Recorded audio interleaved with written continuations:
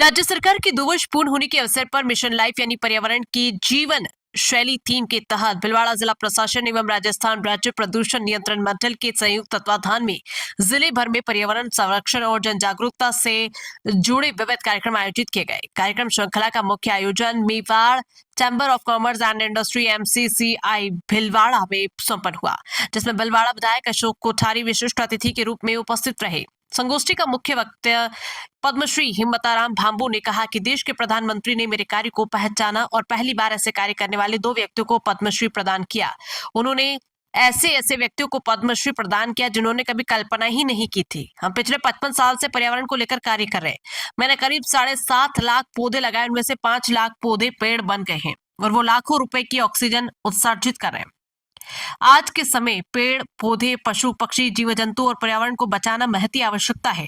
विधायक अशोक कोठारी ने कहा कि पर्यावरण संरक्षण को लेकर यह सेमिनार आयोजित की गई, जिसमें पर्यावरण संरक्षण में अहम भूमिका निभाने वाले वक्ताओं ने अपने विचार रखे। हमारी सभी से अपील है कि अपने अपने क्षेत्रों में अधिक से अधिक पेड़ लगाए, प्रकृति में करते हुए एक एक बूंद जितना और वो लौटती है समुन्दर जितना।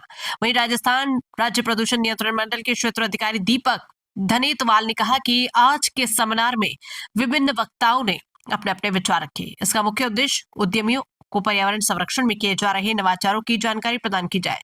हमने अभी इसी दौरान सभी उद्यमियों से अपील की कि पर्यावरण संरक्षण में बढ़ चढ़कर अपना सहयोग प्रदान करें। कार्यक्रम में ख्याति प्राप्त पर्यावरणविद एवं शिक्षाविद डॉक्टर अनिल मेहता और प्रेरक वक्ता व समाजसेवी डॉक्टर श्रद्धा गट्टानी ने मिशन लाइफ को अपनाकर शाश्वत विकास का संदेश दिया। भिलवाड़ा से संवाददाता गोविंद पाइक की रिपोर्ट। जो हमारे जो भारत के प्रधानमंत्री जी हैं, बड़ी सूझबूझ उनकी है कि उन्होंने मेरे काम को पहचाना और ये जो पहली बार जो मतलब क्या है कि जो आदमी काम करने वाले उनको ढूंढ निकाला और ऐसे ऐसे लोगों को जो पद्मश्री मिला है, जो आप देखो तो जिन्होंने कभी कोई कल्पना ही नहीं की थी बिल्कुल ही, तो जो काम करने वालों को बिल्कुल हमने क्या है कि हमारा जो 55 साल से काम चल रहा है, हमने 55 साल से जो पर्यावरण के लिए जो काम किया है वो मतलब आप बताऊं वैज्ञानिकों के शोध के अनुसार मैंने जो 7.5 लाख पौधे लगाए उसमें से जो 5 लाख पौधे पेड़ बने वो प्रत्येक वर्ष 15 अरब रुपयों की प्राणवायु ऑक्सीजन हवा में उत्सर्जन कर रहे हैं।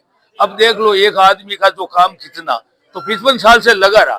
तो इसलिए जो पेड़ पौधे पशु पक्षी जीव जंतु जानवर पर्यावरण, इसको बचाना हम सबका कर्तव्य है।